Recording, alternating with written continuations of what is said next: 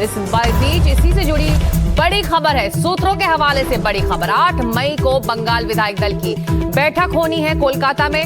शुवेंदु अधिकारी विधायक दल के नेता वहां पर चुने जाएंगे।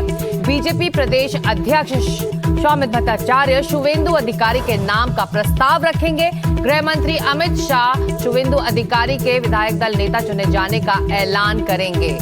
तो इस वक्त ये बड़ी खबर, ये बड़ा अपडेट एनडीटीवी से आपको मिल रहा है कि 8 मई को पश्चिम बंगाल में बीजेपी के विधायक दल की बैठक होगी कोलकाता में और शुवेंदु अधिकारी को विधायक दल का नेता चुना जाएगा। बीजेपी के जो प्रदेश अध्यक्ष हैं पश्चिम बंगाल के सौमित्र भट्टाचार्य, वो शुवेंदु अधिकारी के नाम पर प्रस्ताव रखेंगे और गृह मंत्री अमित शाह शुवेंदु अधिकारी के विधायक दल के नेता चुने जाने का ऐलान करेंगे। तो ये बड़ी खबर एनडीटीवी के सूत्रों के हवाले से आप तक पहुंच रही है। तो अगला अधिकारी यानी कि अगला मुख्यमंत्री कौन होगा, इस प्रचंड बहुमत के बाद तो नाम एक तरह से तय है। एनडीटीवी को अपने सूत्रों के हवाले से बड़ी जानकारी मिली है कि शुवेंदु अधिकारी पर आखिरी मुहर लगनी है। विधायक दलों की बैठक होनी 8 मई को, जिसमें यह फैसला होगा।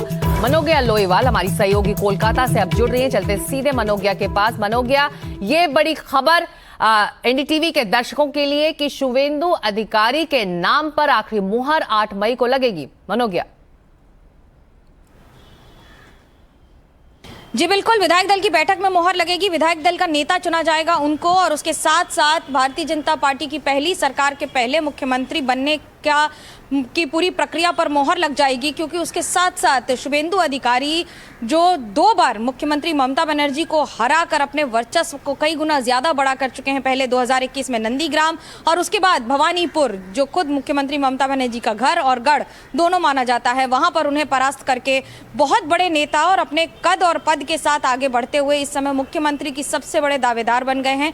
पार्टी की तरफ से भी उन पर पूरा जो भरोसा है वो दिखाया जा रहा है। उसके 3 कारण हैं। हमारे सूत्रों ने पहली बार हमेशा ये कहा है कि जो भी बंगाल का मुख्यमंत्री बनेगा वो बंगाली होगा, वो बंगाली बोलने वाला होगा, बांग्ला मीडियम में पढ़ा हुआ होगा और उसे प्रशासन का अनुभव और उसकी समझ दोनों होगी। तो उस मामले में भी शुवेंदु अधिकारी सबसे आगे रहते हैं, जो बतौर पूर्व मंत्री रहे हैं पश्चिम बंगाल में, और उसके साथ साथ इस पूरे अनुभव के साथ आते हैं। कानूनी दांवपेच और कानूनी लड़ाई में भारतीय जनता पार्टी के लिए उन्होंने बहुत बड़ी भूमिका निभाई है। भले ही हाईकोर्ट जाना हो, कलकत्ता हाईकोर्ट में मामले लड़ने हो, मुख्यमंत्री ममता बनर्जी के खिलाफ मामले या सरकार के खिलाफ मामले लड़ने हो, उसमें बड़ी भूमिका निभाई है। और उन सब के साथ इस समय शुवेंदु अधिकारी जो भले ही कांती से आते हों, नंदीग्राम से विधायक रहे हैं, पिछली बार एलओपी रहे हैं और अब इस बार मुख्यमंत्री के दावेदार और चेहरे बन चुके हैं पश्चिम बंगाल के भारतीय जनता पार्टी के। बिल्कुल, विकास भदौरिया भी हमारे साथ जुड़े हैं। विकास, 8 मई को जैसा कि मनोज्ञा बता रही हैं विधायक दल की बैठक होगी, लेकिन 9 मई वो बड़ा दिन है।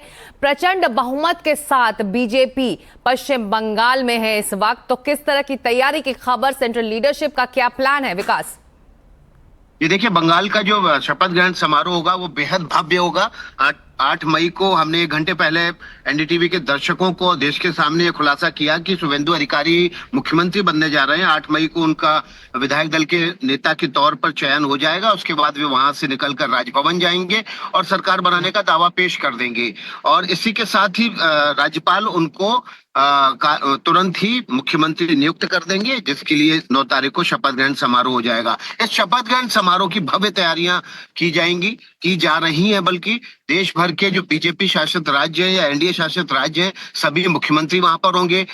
पूरा केंद्रीय नेतृत्व होगा। प्रधानमंत्री तो ऑब्वियस है वहां पर होने ही वाले हैं। इस कार्यक्रम में शपथ ग्रहण समारोह में हिस्सा लेने के लिए देश भर के पार्टियों के प्रदेश अध्यक्ष वहां पहुंचेंगे, तमाम केंद्रीय नेतृत्व होगा और बंगाल की विजय के अपने आप में मायने हैं। बंगाल देखिए भारत की ग्रोथ इंजन रहा है एक समय, पूरी देश की अर्थव्यवस्था का सेंटर रहा है। बंगाल हमेशा से देश में एक राजनीतिक दिशा दिखाने वाला केंद्र रहा है। बंगाल हमेशा से पुनर्जागरण, देश को पुनर्जागृत करने वाली धरती रही है।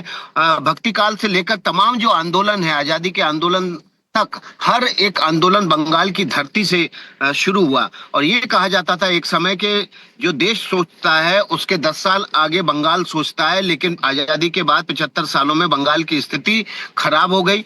बीजेपी चाहती थी कि भारत की दोनों हिस्से पूर्व और पश्चिम बराबर से तरक्की करें, तब देश की ग्रोथ हो सकती है। और उसमें देखिए, पूर्वोत्तर के अलावा बंगाल एक बहुत बड़ा रोल प्ले करता है। ये ऐसा प्रदेश है जहां पर प्रचुर संभावनाएं हैं, पोर्ट है, और ऐसी सूरत में यहाँ पर बड़े व्यापारिक और व्यवसायिक स्थापनाएं हो सकती हैं, निर्णय हो सकते हैं। और यही वजह है कि बंगाल न केवल राजनीतिक दृष्टि से बल्कि व्यावसायिक और वित्तीय दृष्टि से देश की ग्रोथ के लिए बहुत ज्यादा जरूरी है। केवल बीजेपी की ना भी बात करें तो भी देश की ग्रोथ के लिए बहुत जरूरी है। और बीजेपी ये दिखाना चाहती है कि वो कैसे का जो दौर था वापस उसको रिफ्यूल करके रीस्टार्ट किया जाएगा, ताकि वो न केवल बीजेपी की बल्कि देश की ग्रोथ में एक बड़ा पहलू बन के उभर सके।